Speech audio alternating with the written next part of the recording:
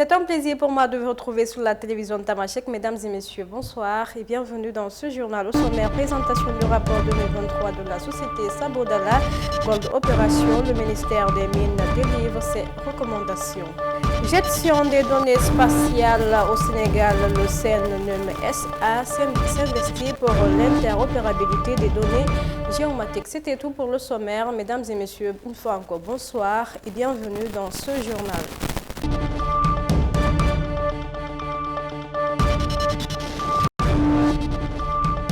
Comme je le disais dans les titres, le directeur du cabinet du ministère des Mines a présenté ce mardi la présentation du rapport pour l'année 2023 de la société Sabodala Gold Opération.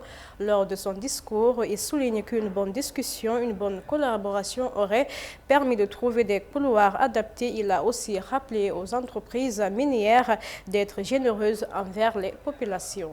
Sur le deuxième aspect, en termes d'attente, oui, vous avez parlé tantôt, je pense que d'exigence de monsieur le ministre.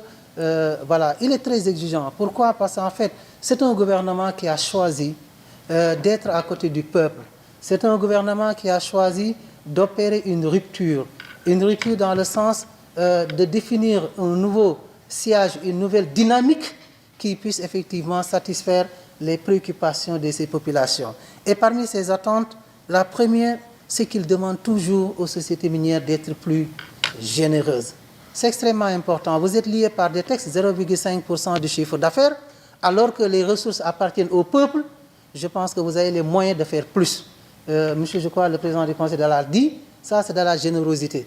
Vous avez le souci, ou en tout cas le loisir de rester au plancher, mais vous avez également la possibilité d'aller vers le plafond. Et ça, c'est extrêmement important. C'est cette générosité qu'il ne cesse effectivement de rappeler à toutes les entreprises minières. Et une autre générosité, c'est le cas des orpaillages. Je crois que vous en avez, ils vous donnent beaucoup de soucis, ils vous causent beaucoup de torts, mais je pense qu'il faut les valoriser. Il faut aller vers les orpailleurs. Il faut discuter avec eux, parce qu'il y a un véritable problème de communication. Parfois, vous vous plaignez en tant que société minière qu'ils soient envahissants. Je ne parle pas des étrangers qui viennent, mais au moins les populations locales qui s'adonnent à cette activité. Et pourtant, il est possible de cohabiter avec eux. Vous avez de grandes surfaces parfois. Vous n'êtes pas sur toutes ces surfaces-là, mais vous pouvez les amener en amont, un peu plus loin, parce qu'eux, de toute façon, ils ne peuvent pas aller au-delà de 60 mètres. Ils n'en ont pas les moyens. Ils sont sur un ordre de 10 mètres à 20 mètres. Et quand vous viendrez avec vos machines, vous allez forer jusqu'à 60 mètres. Le groupe interinstitutionnel de coordination et de concertation en géomatique lance, avec l'appui de l'ambassade de France au Sénégal, la communauté Géo-Sénégal a souligné que c'est un cadre approprié pour les acteurs afin de travailler sur des orientations claires dans la gestion des données spatiales. Au Sénégal a souligné que cette initiative s'inscrit dans le cadre du projet SEN spatial et vise à soutenir le développement de l'écosystème géomatique du Sénégal. Suivons. C'est un moment très important pour la communauté géomatique parce qu'elle permet en fait de rassembler l'ensemble des acteurs autour d'un sujet qui est très fondamental, à savoir la maîtrise et l'exploitation de nos données géomatiques. Donc je pense que, comme l'a pu le présenter le coordinateur M. Abdallah Diallo, le Sénégal regorge de données au niveau spatial. Et il est temps, à un moment donné, que tous les acteurs se réunissent justement pour savoir comment utiliser au mieux ces données-là pour pouvoir résoudre les problématiques quotidiennes des Sénégalais.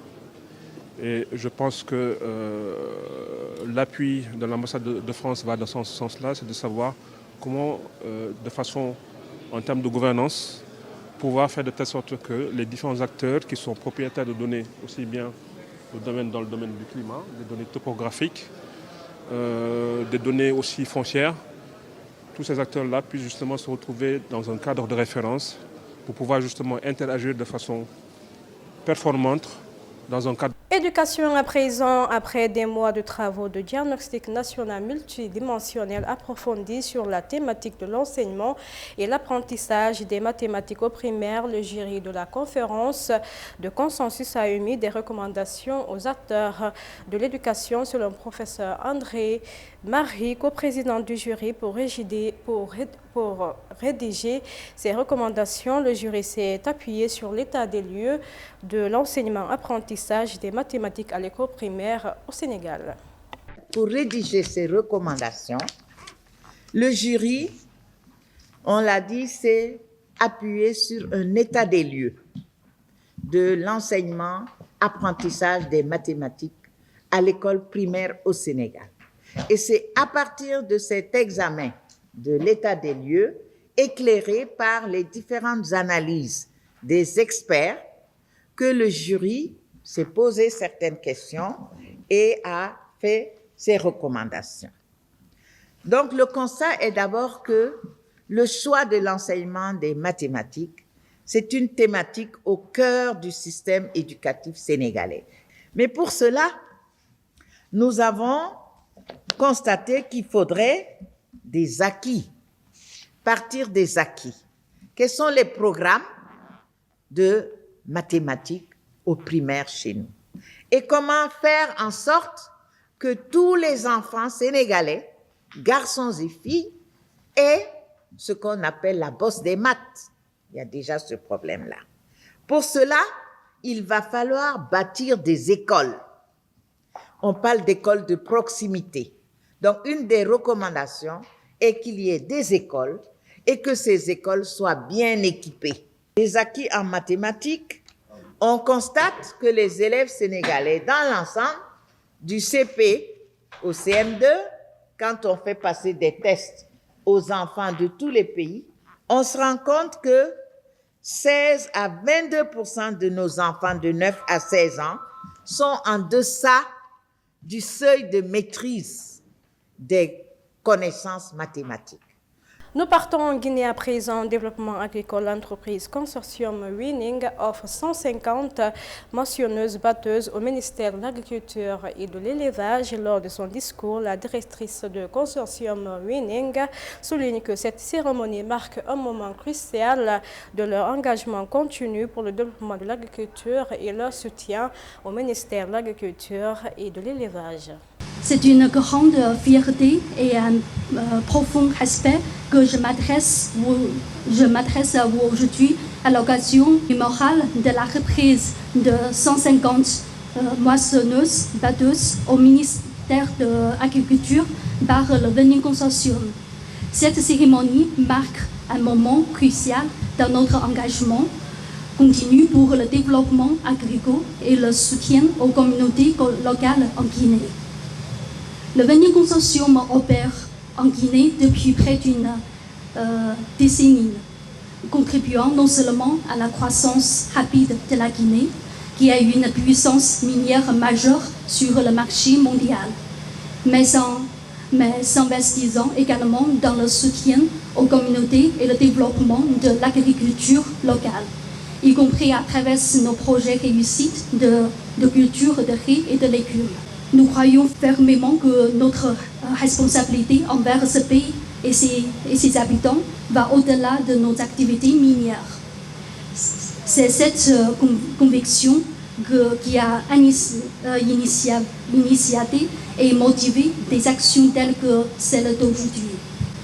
Cette donation de 150 moissonneuses batteuses s'inscrit dans notre soutien à l'initiative de la refondation verte, cher au cœur de son Excellence, le général Mamadi Doumbouya, président de la République, chef de l'État et chef suprême des forces armées. Nous savons que l'agriculture est le cœur battant de l'économie rurale et un pilier essentiel pour le bien-être de nombreuses familles guinéennes.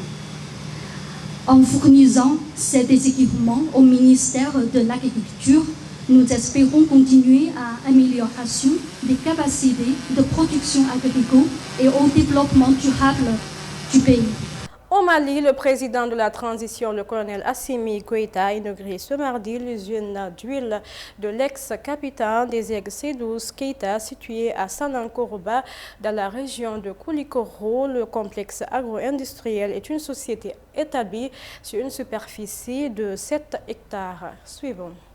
Foli fɔlɔfɔlɔ bila Seydou Keita la sabula da ko Mali balontan équipe ɲɛmɔgɔ kun do capitaine kun do bɛɛ b'a dɔn a ye wulikajɔ min kɛ Mali balontan ko la ka tɔgɔ di Mali jamana ma balontan hukumu kɔnɔna la a ye tɔgɔ sɔrɔ Mali la ka tila ka tɔgɔ sɔrɔ jamana kɔ kan ka tila ka foli bila la foli mu comme adamaden b'a fɔ cogo min na i bɛna kɛ jɛnatigɛ don baara mana kɛ a baara kɔfɛ baara wɛrɛ bɛ yen i mana baara fɛn kɛ waati dɔ bɛ sɛgɛn i bɛ fɛn wɛrɛ kɛ mun t'o ye an b'a fɔ a ka o hakilina in na ka bɔ balontan na ka na don entrepreneuriat la ka usine kura créer mun b'a to jamanadenw ka dun ka fa o bɛ sabati cogo min na an hakili b'a la Kati a bɛ san damadɔni bɔ an ye wuli k'an bila maliyɛn bɛɛ ma an ka tunkarakɛw ko bɛɛ ka na bɛɛ se min k'o kɛ jamanajɔ la bɛɛ ni jɔyɔrɔ de don dɔw ta ye u b'a politiki baara kɛ dɔw ta ye olu bɛ a jago baara kɛ dɔw fana ta ye mun bɛ usine jɔ bɛɛ n'i jɔyɔrɔ don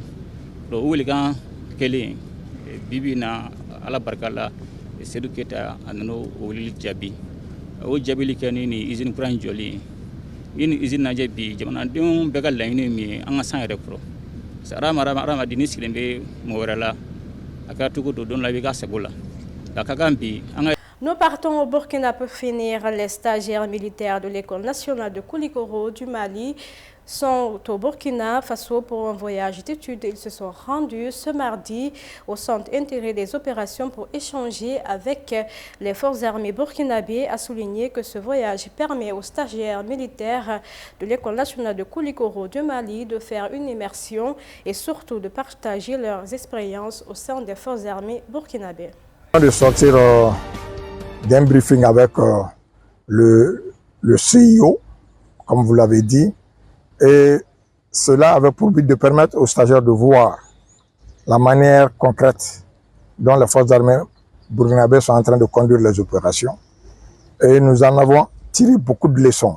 Il y a beaucoup de choses à apprendre et j'espère que les stagiaires, en sortant d'ici, verront une autre façon de faire et pourront avoir un œil neuf par rapport à ce qu'ils sont appelés à faire dès qu'ils sortiront de l'école.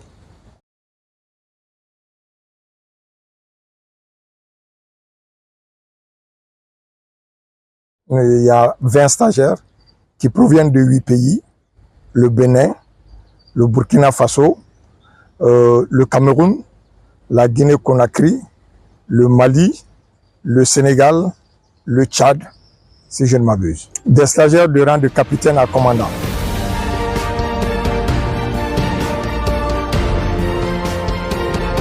C'est avec cet élément que nous bouclons cette édition d'information. Merci de l'avoir suivi sur la TMTV, la télévision Tamashek, la culture au cœur de l'Afrique. Bonne suite de programme à notre compagnie.